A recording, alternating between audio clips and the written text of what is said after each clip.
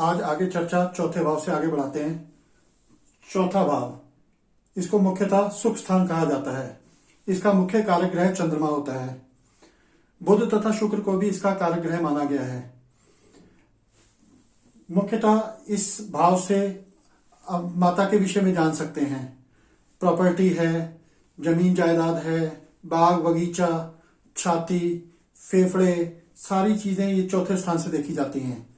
चौथे स्थान के अंदर शुभ ग्रह इसके फलों में वृद्धि करते हैं और पाप ग्रह इसके फलों में कमी करते हैं। आपके पास वाहन होगा अथवा नहीं होगा, आपका वाहन कैसा होगा, वाहन के विषय की जानकारी भी यहीं से मिलती है। कुछ ज्योतिषी चौथे स्थान से हृदय भी देखते हैं और कुछ ज्योतिषी पांचवें स्थान से हृदय को देखते हैं।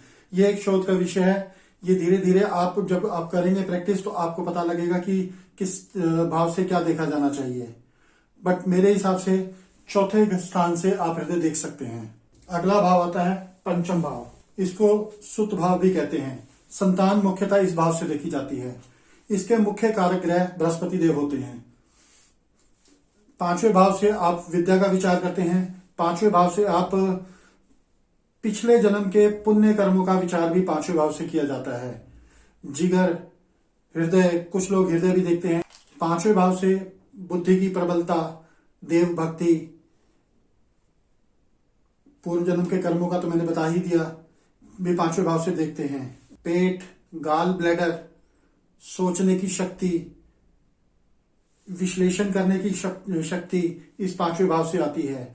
जिगर अर्थात लिवर को भी पांचवें भाव से देखा जाता है। गर्भ होगा नहीं होगा, संतान होगी नहीं होगी, पांचवें भाव से देखते हैं। ये एक शुभ ग्रह, शुभ भाव माना जाता है। इसको लक्ष्मी स्थान भी कहते हैं। विभिन्न लक्ष्मी योगों में पांचवें स्थान का विशेष महत्व है। आइए छठे भाव पे चलते हैं। इसको रोग भाव कहते हैं। इसके मुख्य कारक ग्रह शनि एवं मंगल हैं। शनि एवं मंगल क्रूर ग्रह हैं, इसलिए छठे भाव को इन ग्रहों का स्वामित्व कारकत्व दिया गया है। छठे भाव से मुख्यतः तीन बातें देखी जाती हैं: रोग, ऋण एवं रिपु। रोग अर्थात बीमारी, किसी भी तरह की बीमारी, दुर्घटना, चोट, शल्य चिकित्सा, ये सारी रोग के अंतर्गत आ जाती हैं, रोग बीमारी के अंतर्गत आती हैं। ऋण, कर्जा, आप कर्जा ले रहे हैं, किस लिए ले रहे हैं? आप कर्जा किसी व्यवसाय में लगाने के लिए कर्जा ले रहे हैं, अपनी दैनिक जरूरतों को पूरा करने के लिए ले रहे हैं, वो सारे किसी भी तरीके के कर्जे हैं, वो सारे छठे भाव से आते हैं। और रिपु, रिपु अर्थात शत्रुता, शत्रु, आपकी किससे दुश्मनी है, कि कौन आपसे दुश्मनी रखता है, कौन आपसे शत्रुता रखता है, वो सारी चीजें आप छठे भाव से देखते हैं। इस भाव से मामा, मौसी, झगड़ा, चोट, घाव, शल्य चिकित्सा, सब चीजें इन छठे भाव से देखी जाती हैं। छोटी आंत, गुर्दे इत्यादि भी छठे भाव से देखा जाता है। छठे भाव के अंदर पाप ग्रह शुभ माने गए हैं। जैसा कि मैंने आपको पहले भी बताया था कि जैसे तीसरे भाव के अंदर पाप ग्रह अच्छे होते हैं, वैसे ही छठे भाव के अंदर भी पाप ग्रह अच्छे माने गए हैं। सप्तम भाव, सप्तम भाव को कलत्र भाव भी कहते हैं। यह विवाह का मुख्य भाव कहलाता है। पति पत्नी के बारे में ज्ञान प्राप्त करना, शादी कब होगी कब नहीं होगी उसके बारे में कुछ जानकारी सातवें भाव से मिलती है। आपका व्यापार, आपका साझेदार, सारी बातों का ज्ञान इस सातवें भाव से होता है। इस भाव का मुख्य कारक ग्रह शुक्र देव होते हैं।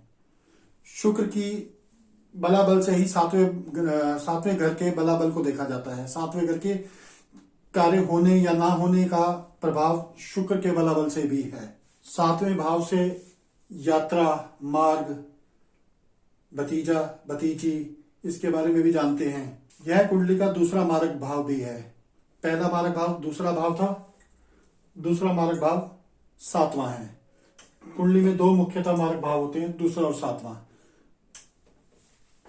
किसी भी आयु निर्धारण में दूसरे और सातवें भाव का बहुत महत्व होता है।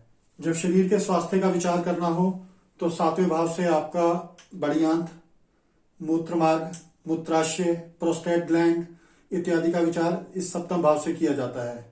जब कभी तलाक वगैरह की कोई बात होती है या पति पत्नी में अच्छे संबंधों की बात नहीं होती तो सातवें घर का भाव का संबंध छठे घर से होता ही होता है, क्योंकि छठा घर भाव झगड़े का है, दुश्मनी का है। जब ये दोनों आपस में मिलते हैं तो पति पत्नी में झगड़ा या साझेदारों में झगड़ा, साझेदारों में क्लेश, कुछ भी हो सकता है।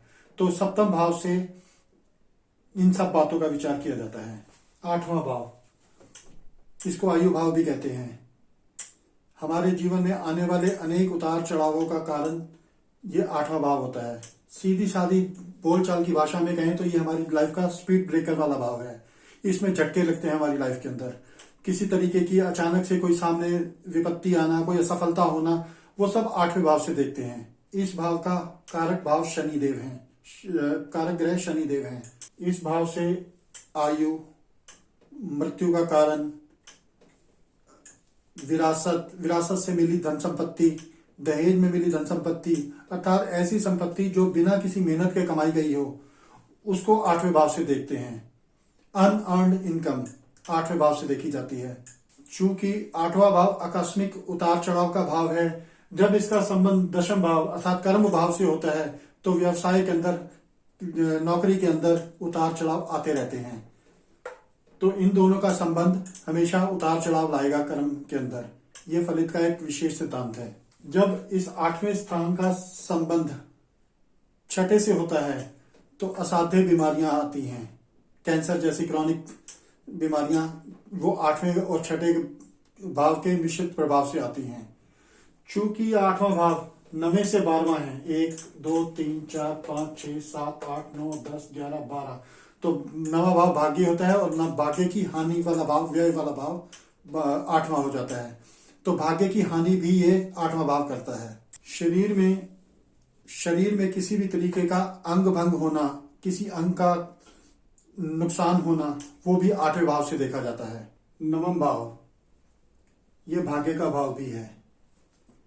इसको धर्म का भाव भी कहते हैं, क्योंकि ये तीसरे त्रिकोण, पहले 5वें और 9वें, जिसको कि धर्म त्रिकोण कहा जाता है, उसका ये तीसरा भाव है और ये सबसे पावरफुल भाव धर्म का है। इस भाव के मुख्य कारक ग्रह बृहस्पति देव होते हैं। इस भाव से गुरु कृपा देखी जाती है। धर्म का भाव है तो लंबी तीर्थ यात्राएं भी इसी 9वें भाव से ही देखी जाती हैं। लंबी तीर्थ यात्रा या विदेश यात्रा भी 9वें भाव से ही आती है। 9वें भाव से पिता के बारे में भी जानकारी प्राप्त की जाती है। हालांकि इस बारे में दक्षिण भारतीय ज्योतिषी और उत्तर भारतीय ज्योतिषियों के अंदर मतभेद है। दक्षिण भारतीय ज्योतिषी 9वें भाव को पिता के लिए देखते हैं, परंतु उत्तर भारतीय ज्योतिषी 10वें भाव को पिता के लिए देखते हैं। हालांकि मेरा अपना निजी मत 9वां भाव ही है, पिता के लिए 9वां भाव को ही देखा जाना चाहिए। बाकी ये शोध का विषय है, आप इसे देखिए और अपनी कुंडलियों में लगा के देखिएगा तो आपको पता लगेगा कि एक्चुअली में कौन सी ज्यादा स्थिति अच्छी आती है। रिजल्ट दोनों भावों से मिलते हैं। चूंकि 9वां भाव को पिता का भाव भी माना जाता है और पिता के कारक होते हैं सूर्य ग्रह। सूर्य ग्रह कारक होते हैं, इसलिए 9वें भाव के द्वितीय स्थिर कारक ग्रह सूर्य हो जाते हैं। तो जब आप पिता के बारे में जानकारी प्राप्त करेंगे तो आप 9वें भाव के बलाबल और सूर्य के बलाबल दोनों को इकट्ठा देख के ही पिता के बारे में जानकारी प्राप्त कर सकते हैं। 9वें भाव से कानून के बारे में जानकारी ली जाती है, क्योंकि बृहस्पति का भाव है, बृहस्पति कानून को रिप्रेजेंट भी करता है, तो कानून की जानकारी 9वें भाव से होती है। साला साली देवर क्यों? लगन से 7वां भाव पति पत्नी के छोटे भाई बहन यहां से देखे जाते हैं। तो साला साली देवर जैसे रिश्ते भी 9वें भाव से देखे जाते हैं। चूंकि 9वां भाव धर्म का भाव है, इस भाव से इंट्यूशन ज्ञान अर्थात अतीन्द्रिय ज्ञान की, जिससे कि पहले होने वाली घटनाओं का जानकारी हो जाना, उसका प्रभाव भी 9वें भाव से ही आता है। शरीर के अंदर जांघें, कूल्हे इत्यादि पर भी 9वें भाव का प्रभाव होता है। अगर जांघों कूल्हों के बारे में कोई चोट है, कोई व्रण है, तो वहां पर 9वें भाव का रोल अवश्य ही आएगा। चूंकि 9वां भाव धर्म का भाव भी है, तो दान, दया आती भी नवम भाव से ही देखा जाएगा। तो आज के लिए बस इतना ही। नवम भाव तक की जानकारी मैंने दे दी है आपको। आप इसके फिर से वही कहूंगा कि आप इसको पढ़िए, दोबारा से सुनिए, बार बार सुनिए और इसके नोट्स जरूर बनाइए। नोट्स आपके बहुत काम आने वाले हैं ज्योतिष सीखने की यात्रा के अंदर। तो आप इसको पढ़ते चलिए और नोट्स बनाते चलिए।